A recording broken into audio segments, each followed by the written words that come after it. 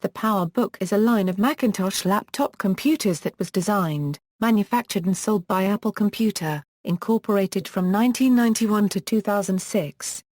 During its lifetime, the PowerBook went through several major revisions and redesigns, often being the first to incorporate features that would later become standard in competing laptops. The PowerBook line was targeted at the professional market, and received numerous awards, especially in the second half of its life, such as the 2001 Industrial Design Excellence Awards Gold status, and Engadget's 2005 Laptop of the Year. In 1999, the line was supplemented by the consumer iBook range. The PowerBook and iBook lines were discontinued and replaced by the MacBook Pro and MacBook families respectively by 2006. History: in September 1989, Apple Incorporated released the Macintosh Portable, the first Macintosh computer intended to be easily portable. However, its price, size, and weight made actual portability difficult. Because of this, the demand for a true portable Macintosh was not met. Early models PowerBook 100 series In October 1991, Apple released the first three PowerBooks, the low-end PowerBook 100, the more powerful PowerBook 140, and the high-end PowerBook 170, the only one with an active matrix display. These machines caused a stir in the industry with their compact dark gray cases, built-in trackball, and the innovative positioning of the keyboard which left room for palm rests on either side of the pointing device. Portable PC computers at the time were still oriented toward DOS, and tended to have the keyboard forward towards the user, with empty space behind it that was often used for function key reference cards.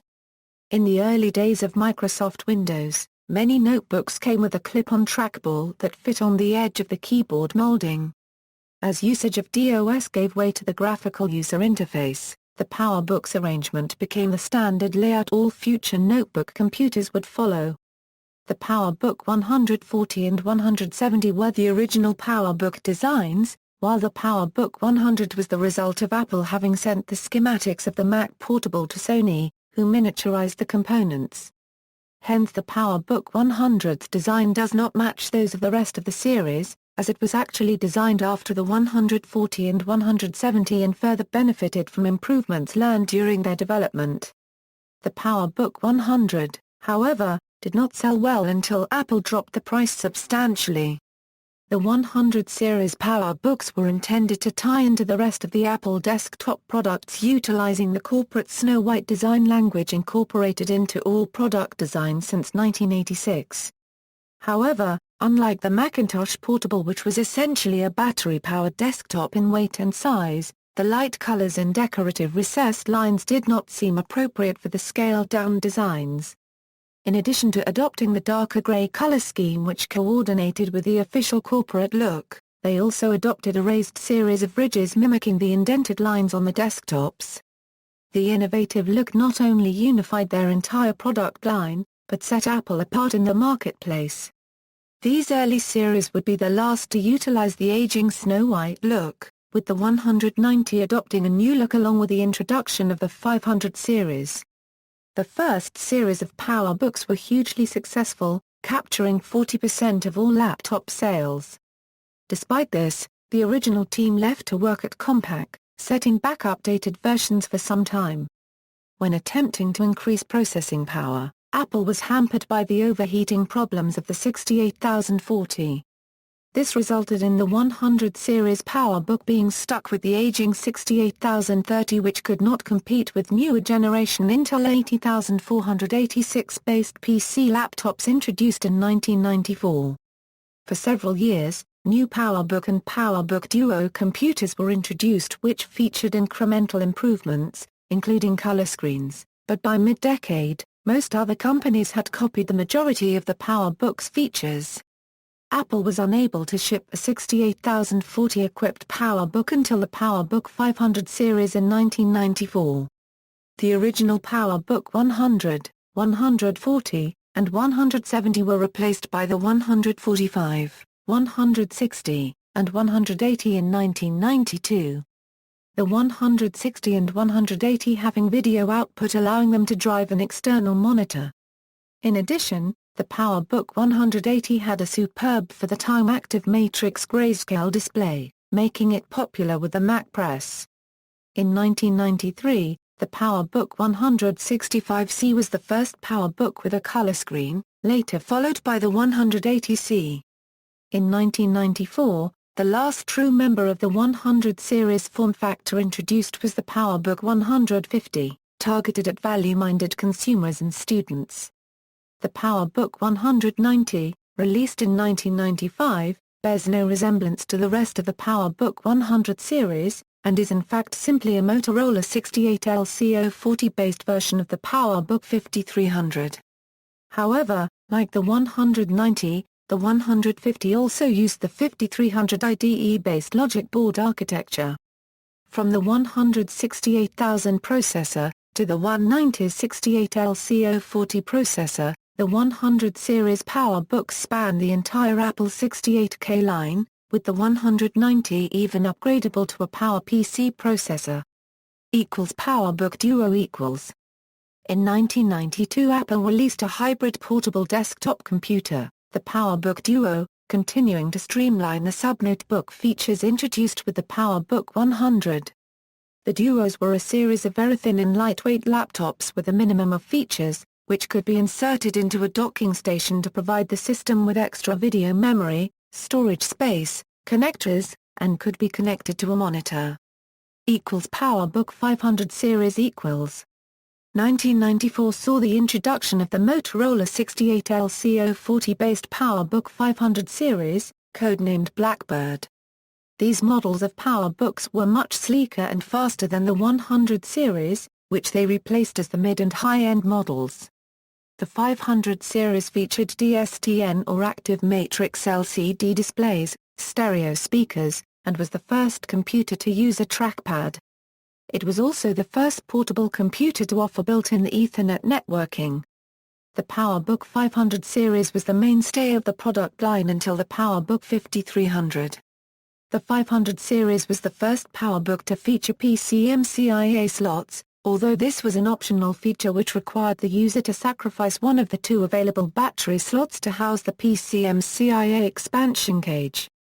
The PowerBook 500 series was released as Apple was already moving its desktop machines to the PowerPC processor range, and a future upgrade was promised from the start. This came in 1995, as an Apple motherboard containing a 100 MHz 603E processor and 8 MB of RAM. At the same time, newer technology offered an Apple-authorized 117 MHz motherboard, which was more popular than the Apple product, and optionally came without any RAM. The company later offered 167 MHz and 183 MHz upgrades containing more memory and board cache memory to improve performance. However, the internal architecture of the 500 series meant that the speed increase provided by the 100 and 117 MHz upgrades was, for most users, relatively small. The 500 series was completely discontinued upon the introduction of its replacement, the PPC-based PowerBook 5300, with the PowerBook 190 replacing the 500 as the only 68LC040 PowerBook Apple offered.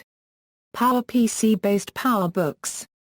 The PowerBook 5300, while highly anticipated as one of the first PowerPC-based PowerBooks, had numerous problems. In its 5300C incarnation with a TFT of 800x 600 pixels, Apple offered a 117 MHz PPC, 32 MB of onboard RAM, and a hot swappable drive bay.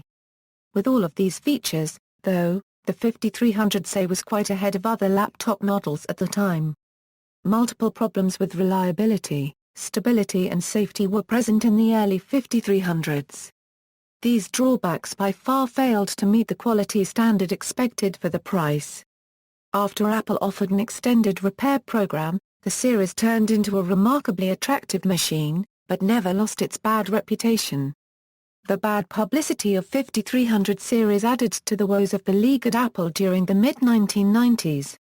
Apple recovered from the 5300 debacle in 1996 and 1997 by introducing three new PowerBooks. The PowerBook 1400, intended to replace the 5300 as a general-purpose PowerBook. The PowerBook 2400, intended as a slim, sleek sub-notebook to replace the PowerBook Duo. And the luxury model PowerBook 3400. The PowerBook 1400 and 3400 were the first PowerBooks ever to include an internal CD drive. Late in 1997, the PowerBook 3400 was adapted into the first PowerBook G3, codenamed the Kanga. This series was the last PowerBook model to employ a real keyboard with 1 cm high keys. All later models have flat keys. PowerBook G3. The first PowerBook G3 series was released in 1998, although it was still an old world-ROM Mac. These new PowerBooks took design cues from the 500 series PowerBook, sporting dramatic curves and a jet black plastic case. They were so fashionable that various G3 models became the personal computer of Carrie Bradshaw in the long-running Sex and the City television show. Debuting at roughly the same time as the G3 iMac, the Wall Street Main Street series composed of models with varying features, such as different processing speeds and the choice of 12, 13, or 14-inch screens. They all included dual-drive bays capable of accommodating floppy drives, CD-ROM DVD-ROM drives, hard drives, or even extra batteries. A second PowerBook G3 series codenamed PDQ was introduced later in 1998, with minor changes in configuration options, notably the inclusion of L2 cache in even the lowest-priced 233 MHz model, which helped overall performance.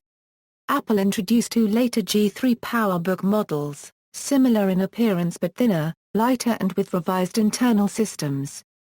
The Lombard appeared in 1999, a thinner, lighter, and faster PowerBook with a longer battery life and had both USB and SCSI built in and was a New World ROM Mac, and then the Pismo in 2000, which replaced the single SCSI port with 2 FireWire ports, updated the PowerBook line to AGP graphics, a 100 MHz bus speed, and DVD-ROM optical drive standard, in addition to dropping the G3 from the PowerBook name.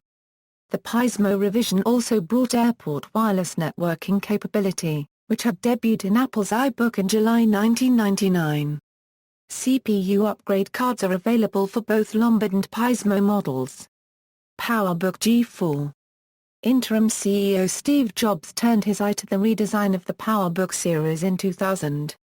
The result, introduced in January 2001, was a completely redesigned New World PowerBook with a titanium skin and a 15.2-inch wide aspect screen suitable for watching widescreen movies. Built with the PowerPC G4 processor, it was billed as the first supercomputer you can actually take with you on an airplane. It was lighter than most PC-based laptops, and due to the low power consumption of the PowerPC it outlasted them by hours. The T-Books, as they were nicknamed, became a fashion item. They were especially popular in the entertainment business, where they adorned many desks in Hollywood motion pictures. Because of their large screens and high performance, titanium PowerBooks were the first laptops to be widely deployed as desktop replacement computers. The industrial design of the notebooks quickly became a standard that others in the industry would follow, creating a new wave of widescreened notebook computers. The titanium PowerBooks were released in configurations of 400 MHz, 500 MHz, 550 MHz, 667 MHz, 800 MHz, 867 MHz, and 1 GHz. They are the last PowerBooks able to boot Mac OS 9. In 2003, Apple launched both the largest screen laptop in the world and Apple's smallest full-featured notebook computer. Both machines were made of anodized aluminum, featured DVD burning capabilities, airport extreme networking, Bluetooth, and 12.1-inch or 17-inch LCD displays. The 17-inch model included a fiber optic illuminated keyboard, which eventually became standard on all 15-inch and 17-inch PowerBooks. 2 ambient light sensors, located under each speaker grille, adjusted the brightness of the backlit keyboard and the display according to the light level. The 12-inch PowerBook's screen did not use the same panel as that used on the 12-inch iBook, while the 17-inch PowerBook used the same screen as that used on the 17-inch flat-panel iMac, but with a thinner backlight. Later in 2003, the 15-inch PowerBooks were redesigned and featured the same aluminum body style as their smaller and larger siblings, and with the same feature set as the 17-inch model. This basic design would carry through the transition to the Intel-based MacBook Pro, lasting until late 2008. In April 2004, the aluminum PowerBooks were upgraded. The SuperDrive was upgraded to 4 burning speed for DVDs, the fastest processor available was upgraded to 1.5 GHz, and the graphics cards were replaced with newer models, offering up to 128 MB of video memory. A third built-in speaker was added to the 12-inch model for improved mid-range sound. In addition, Airport Extreme cards became standard for all PowerBooks instead of being offered as an add-on option. In January 2005, the specifications of the aluminum PowerBooks were revised once more to accompany a price decrease. Processor speeds were increased to a maximum of 1.67 GHz on the higher specification 15-inch and all 17-inch versions, while the lower specification 15-inch model and the 12-inch unit saw an increase in speed to 1.5 GHz. Optical audio output was added to the 17-inch version. Memory and hard drive defaults were increased to 512 MB and 5400 RPMs, respectively, with a new storage maximum of 100 GB on the 17-inch model. Each model also received an enhanced trackpad with scrolling capabilities, a revised Bluetooth module supporting BT 2.0 plus EDR, and a new feature which parks the drive heads when sudden motion is detected by an internal sensor. Support for the 30-inch Apple Cinema display was also introduced in the new 17-inch model and was optional in the 15-inch model via a build-to-order upgrade to the computer's video hardware. The SuperDrive now included DVD Plus a capability. In October 2005, the two higher-end PowerBooks were upgraded once again, with higher resolution displays and faster 533 MHz DDR2 memory. The SuperDrive became standard equipment and included support for dual-layer DVDs on the 15 and 17-inch models. The 17-inch model was updated with a 120 GB standard hard drive, as well as a 7200 RPMs, 100 GB build-to-order option. These drives were also options on the 15-inch PowerBook. The 12-inch model with SuperDrive remained unchanged in this respect, although each new PowerBook boasted a longer battery life. Battery recall equals. On May 20, 2005, Apple and the Consumer Product Safety Commission announced the recall of some Apple PowerBook G4 batteries. The joint Apple CPSC press release stated that an internal short could cause the battery cells to overheat, posing a fire hazard. Approximately 128,000 defective units were sold. Though the problems first appeared to be solved, they continued for many users. In early August 2006, Engadget reported that a PowerBook had violently exploded, because of faulty battery. On August 24, 2006, Apple and the CPSC announced an additional recall of more batteries for the same PowerBook models. About 1.1 million battery packs in the United States were recalled. An additional 700,000 were sold outside the U.S. These batteries were manufactured by Sony, Dell, Toshiba, Lenovo, HP, Fujitsu and Acer laptops were also affected by the defective batteries. Discontinuation. At the 2006 Macworld Conference and Expo, the MacBook Pro was introduced. The new notebooks, however, only came in 15.4-inch models and the 12-inch and 17-inch PowerBooks remained available for sale at Apple stores and retailers, as well as the 15-inch model, which was sold until supplies ran out. On April 24, 2006 the 17-inch PowerBook G4 was replaced by a 17-inch MacBook Pro variant. The 12-inch PowerBook G4 remained available until May 16, 2006, when the MacBook was introduced as a replacement for the iBook. Because of its availability in highly powerful configurations, it was also considered a replacement for the 12-inch PowerBook, ending the nearly 15-year production of PowerBook-branded computers.